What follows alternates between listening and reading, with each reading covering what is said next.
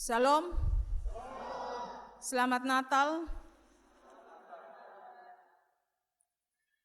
Bapak Ibu, saudara-saudara, tema yang kita renungkan pagi ini mengajak kita ke Bethlehem. Tema Natal, marilah sekarang kita pergi ke Bethlehem. Dari kemarin ini saya agak sedikit bercanda dengan teman-teman majelis. Saya bilang, tema Natal itu adalah tentang mengajak kita ke Bethlehem. Jadi harusnya hari ini kita kebaktian ini kita siap pakaian di koper, supaya habis kebaktian kita naik pesawat ke Bethlehem. Siap-siap kita akan terbang ke Bethlehem. Tapi pertanyaannya mengapa? Mengapa kita harus ke Bethlehem? Bukankah Esapa juga sunyaman? Kenapa harus mengungsi ke Bethlehem begitu? Atau istilah lainnya, apa istimewanya Bethlehem? Sehingga kali ini perhatian kita arahkan ke Bethlehem. Kenapa? Ada apa di Bethlehem? Ada yang super napi Bethlehem di sini? Bisa cerita ada apa di Bethlehem? Baik, kita sama-sama pernah pergi.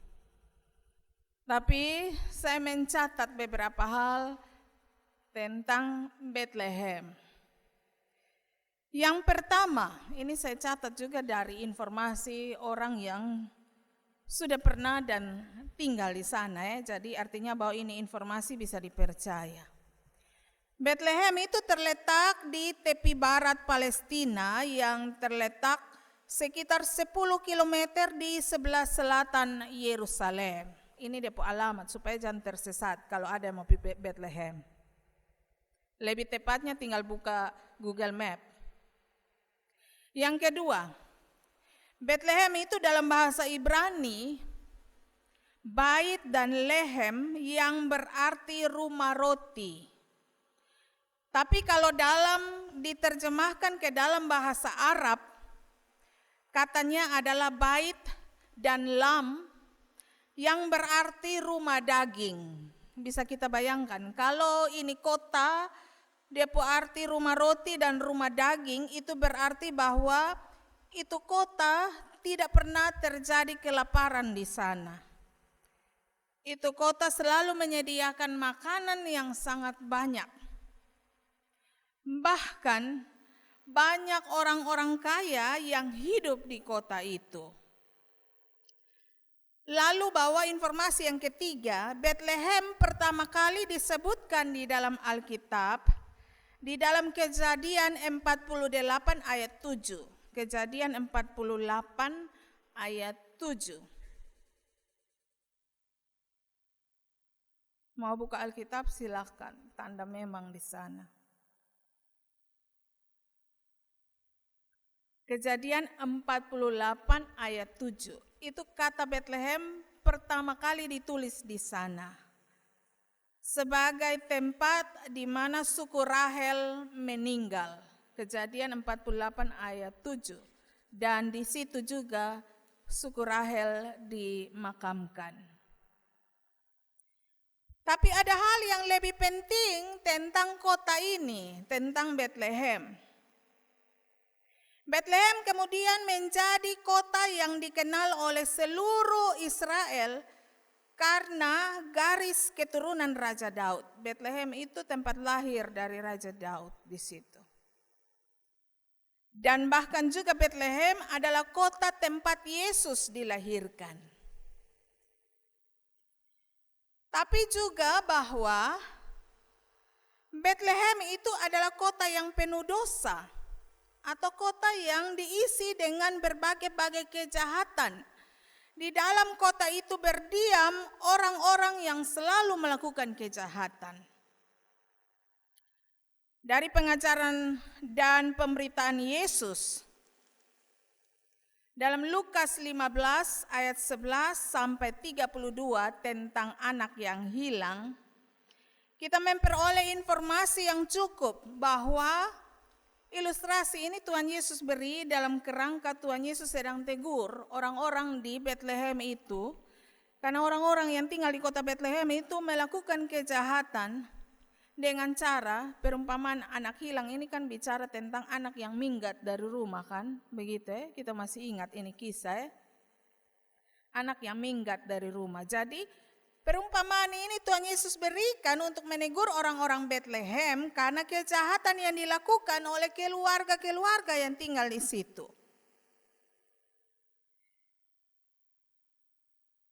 Kejahatan yang dilakukan itu adalah tentang rusaknya hubungan antara orang tua dan anak. Mereka tidak saling baku dengar lagi, padahal dong satu rumah tangga, satu keluarga. Orang tua sudah peduli dengan anak. Anak juga tidak mau dengar orang tua. Akhirnya apa? Anak minggat. Jadi perumpamaan ini Tuhan Yesus beri untuk menegur mereka. Lalu juga dalam Lukas 18 ayat 1 sampai 8, di situ Yesus bercerita tentang seorang hakim yang lalim. Hakim ini selalu mengambil keputusan dengan amat sangat memihak.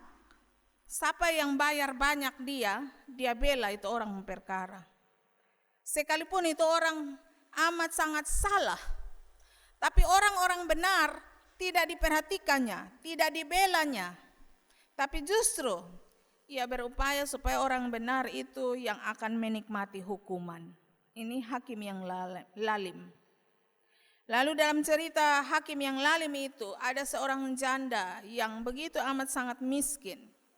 Tapi dia meminta tolong hakim ini untuk membela perkaranya. Jadi ini janda main bolak-balik pi hakim, minta tolong hakim untuk membela perkaranya. Cerita ini disajikan, dituturkan oleh Yesus sebab Yesus ingin menegur orang-orang di Betlehem itu karena di Betlehem itu sering terjadi tindakan ketidakadilan. Orang banyak melakukan ketidakadilan, bahkan ketidakadilan itu terjadi dan berlaku di pengadilan. Akhirnya apa? Tidak ada lagi kepercayaan pada kehidupan orang-orang yang tinggal di Betlehem. Lalu juga dalam Lukas 16 ayat 1 sampai dengan ayat 9, di sana Yesus bercerita tentang bendahara yang tidak jujur. Jadi bahagian ini dituturkan oleh Yesus untuk menegur orang-orang di Betlehem yang selalu hidup seperti bendahara yang tidak jujur, makan buang uang dan seterusnya. Bahkan penduduk Betlehem termasuk pada jumlah orang-orang banyak yang lalu meneriakan kepada Yesus, salibkanlah dia, salibkanlah dia. Ini kejahatan orang-orang Betlehem, ataupun dosa. Lalu yang kedua, Betlehem itu adalah kota mati rasa. Penduduknya adalah orang-orang yang termasuk orang-orang yang tidak lagi punya hati. Mereka amat sangat tidak peduli dengan penderitaan sesamanya. Dalam kehidupan, sikap hidup mereka tidak ada kasih. Tidak ada kesediaan untuk menolong orang yang menderita. Hati mereka telah jadi keras seperti sebuah batu.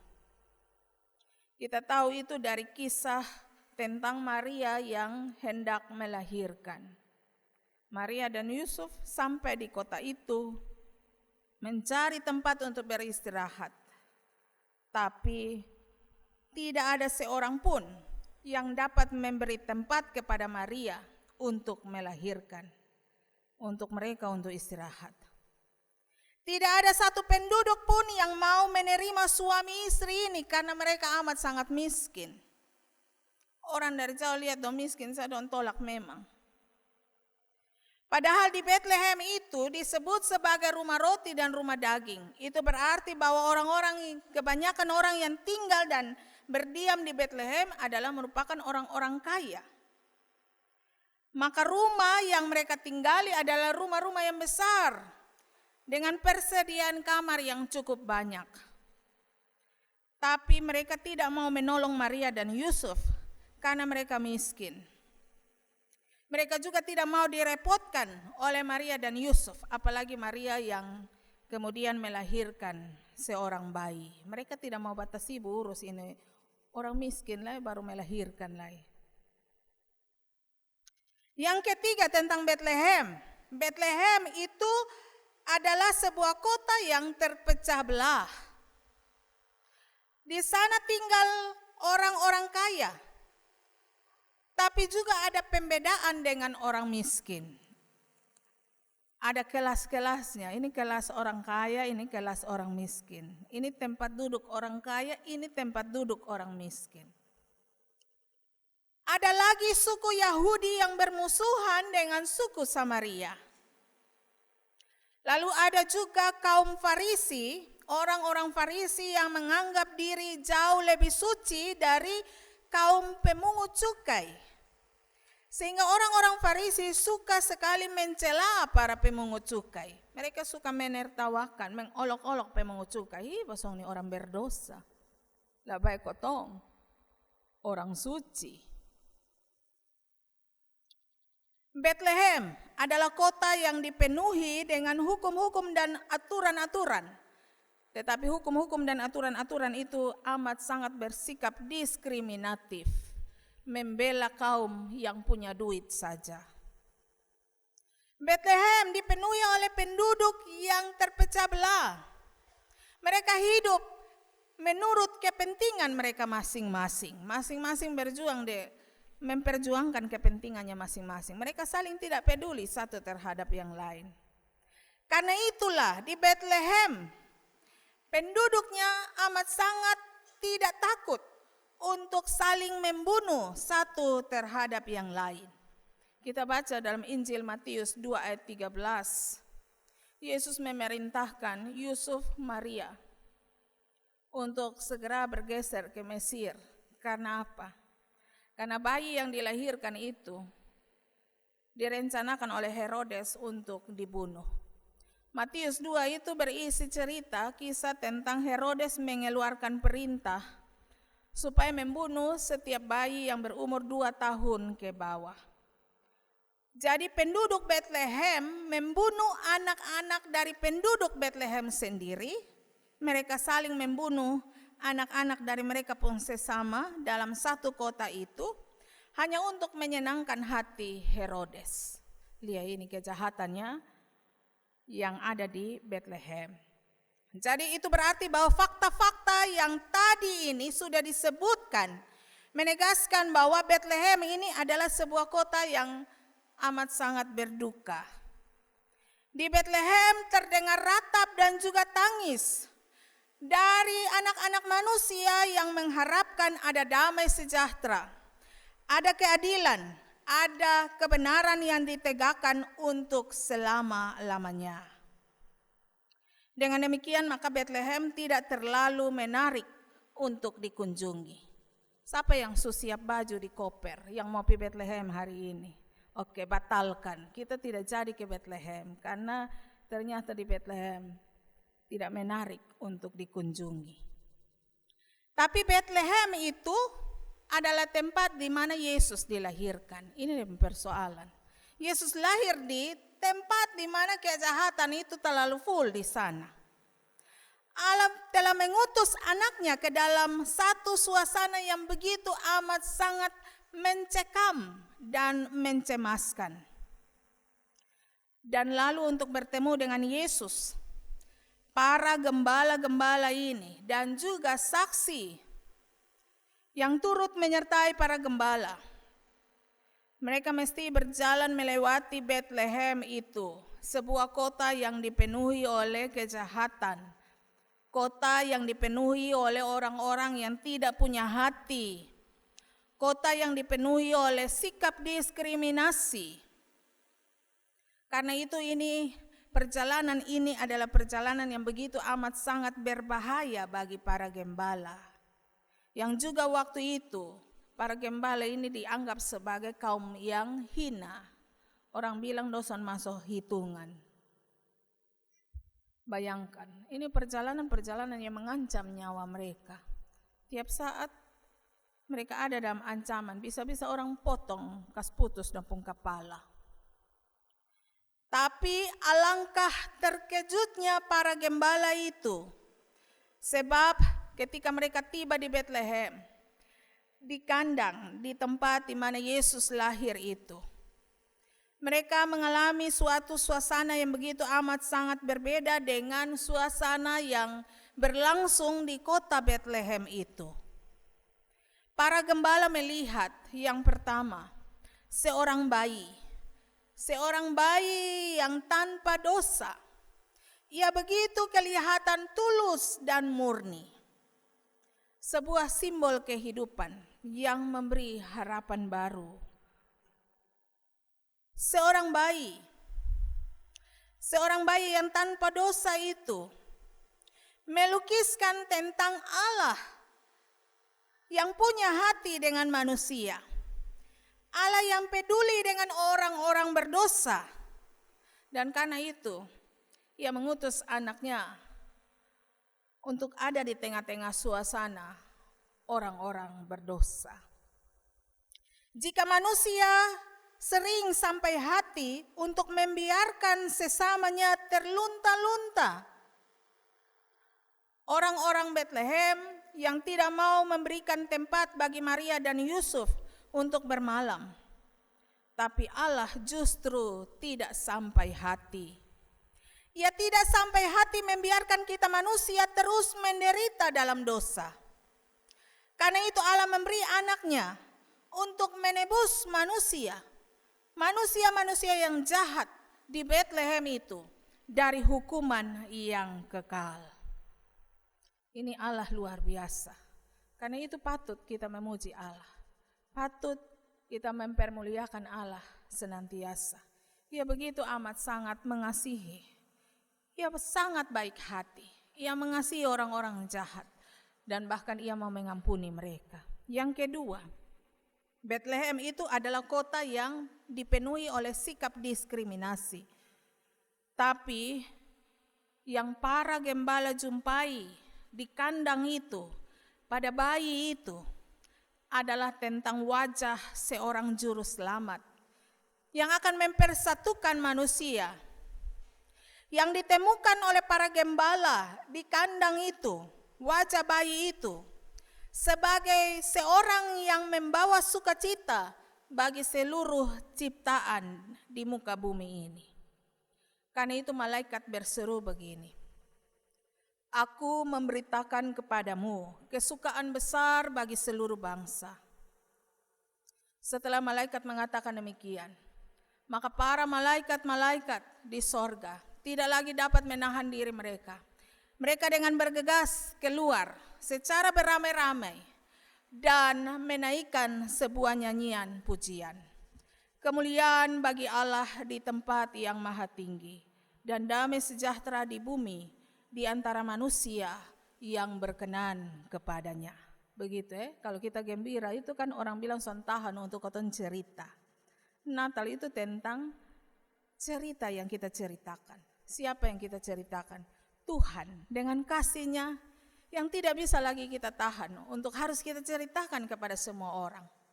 Bahwa Allah tidak berdiam diri. Allah peduli dengan kita manusia. Ia mau mengampuni dan menebus kita dari hukuman yang kekal. Karena itulah para gembala pun ikut terpengaruh dengan para malaikat. Mereka tidak lagi dapat menahan diri mereka untuk terus berdiam. Mereka mulai membuka mulut mereka dan mulai bercerita tentang harapan baru bagi dunia yang mereka lihat pada wajah bayi itu, pada diri bayi itu. Mereka melihat harapan baru bukan hanya bagi dunia, tapi juga bagi kota tempat tinggal mereka di Betlehem. Bagi orang-orang Betlehem itu, sekali lagi seperti yang mereka lihat pada anak itu, bahwa Betlehem akan diampuni oleh Allah dan akan diperbaharui kembali. Bapak, Mama, saudara-saudariku yang terkasih, inilah juga yang harus kita buat. Bukan pergi ke Betlehem, bukan. Cukup tinggal di Esapa.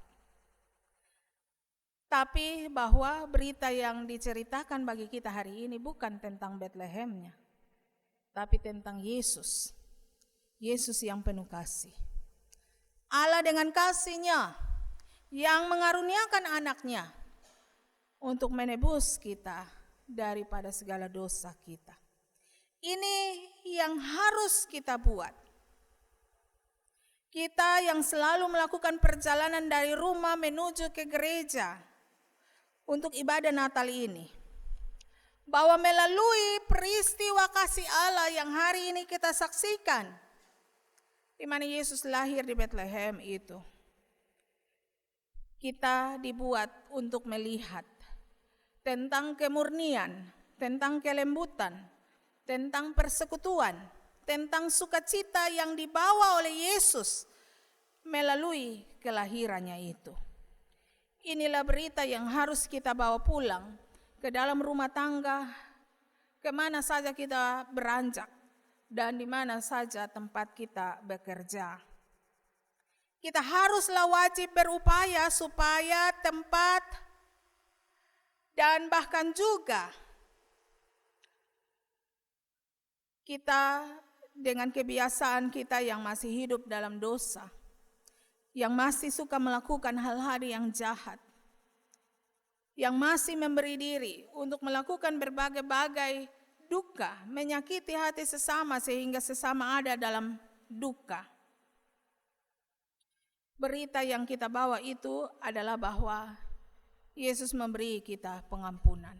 Allah memberi kita pengampunan melalui kelembutannya, melalui karyanya yang mempersekutukan, yang memberi sukacita. Allah mengampuni. Karena itu, doakan senantiasa tempat di mana kita selalu berpijak ini. Doakan siapapun yang masih kita ingat, yang masih hidup dalam berbagai-bagai perbuatan dosa dan kesukaan untuk melakukan hal yang jahat. Doakan diri kita sendiri juga, sehingga kita lepas dari kebiasaan melakukan yang jahat. Hiduplah dalam pertobatan, karena Allah itu Maha Pengampun. Berita Natal bagi kita hari ini, kesukaan besar dari sorga bagi kita adalah Allah mengaruniakan anaknya lahir untuk memberi kita pengampunan. Karena itu, hiduplah dalam pertobatan. Doakan diri kita, doakan sesama, doakan bangsa dan negara kita, supaya kita hidup dalam pertobatan. Terpujilah Allah yang dengan penuh kasih mengasihi kita tanpa batas. Tuhan memberkati kita. Amin.